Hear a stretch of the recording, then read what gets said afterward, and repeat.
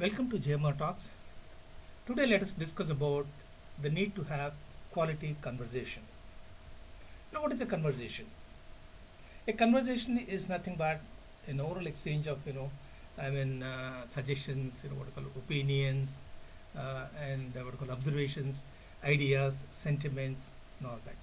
And conversation is what we call a primary means of communication. We all know the importance of communication, which is nothing but is a hallmark of management as such.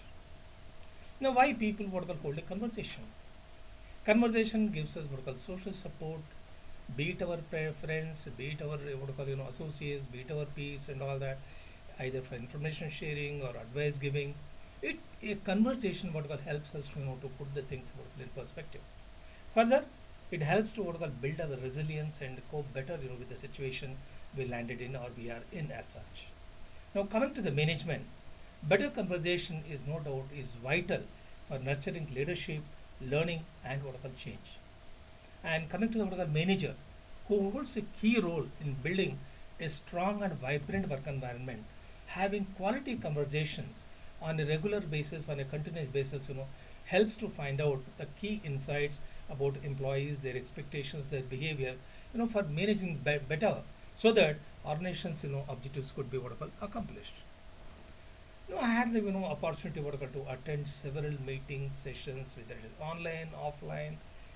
I stand to be corrected. Somehow I got a feeling that most of the times people use what I call these meetings, sessions, etc. to somehow showcase their ego or what I call display their status, power, etc.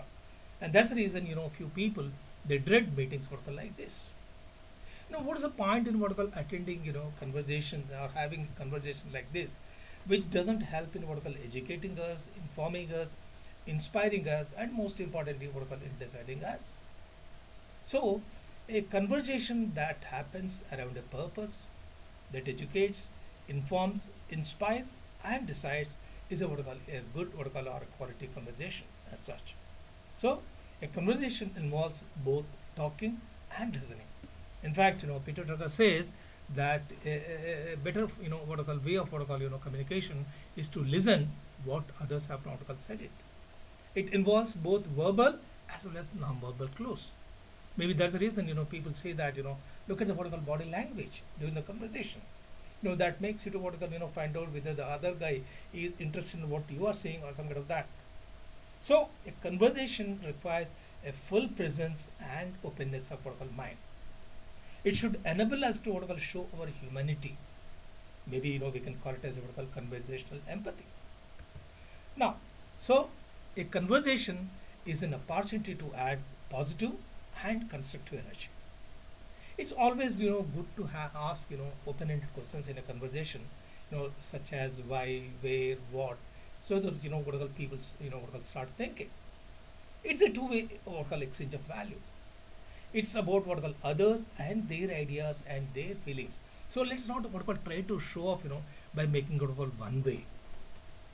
Celeste Headley, an American radio, journalist, a speaker, public speaker, in one of her what we call excellent TED talk, she shared about 10 ways of having a quality conversation. Number one, don't multitask.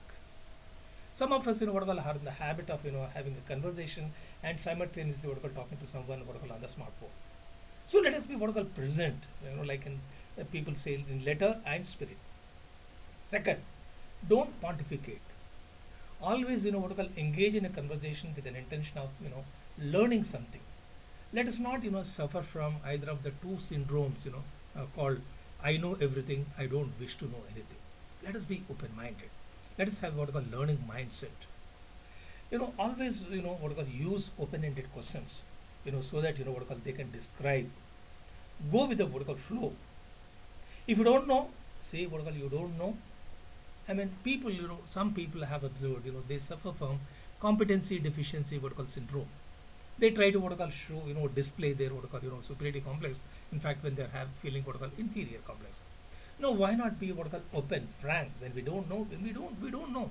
In fact, some people say it's you are displaying vulnerability, but I say that this kind of vulnerability builds a what I call excellent culture, especially what I call in teams, when the what I call, associates, come to know that, it's okay not to have all the answers. Right. Don't equate, your experience with theirs. Okay, people are different. Look at the what I call five fingers, they're not alike. Try not to repeat yourself. Leave the details. They are interested in what I call knowing what you are and what is common between you and what I call them. And listen. In fact, I keep telling my students that a good executive must be a good listener. If you keep your mouth open, you're not a learning Buddha. And last but not the least is what I call be brief. People don't have the time for the lengthy speeches and all that. So in conclusion, I will say that in a good or quality conversation, focus on what I call energy that you add or energy you take from the what I call interactions that will lead to what I call constructive what I call conversations. Add good stuff, observe the what I call bad stuff, and let's focus on what I call outcomes. Quality conversations not only help managers in managing their people, but it helps people to build relationships, nurture them, and what I call sustain them. And let's not forget about the importance of relationships. We all have seen Harvard 75-year-old study said that quality relationships what I call hold the key for being healthy and happy. So let us what I call use these tips shared by this American what I call journalist and try to have quality conversations. Thank you.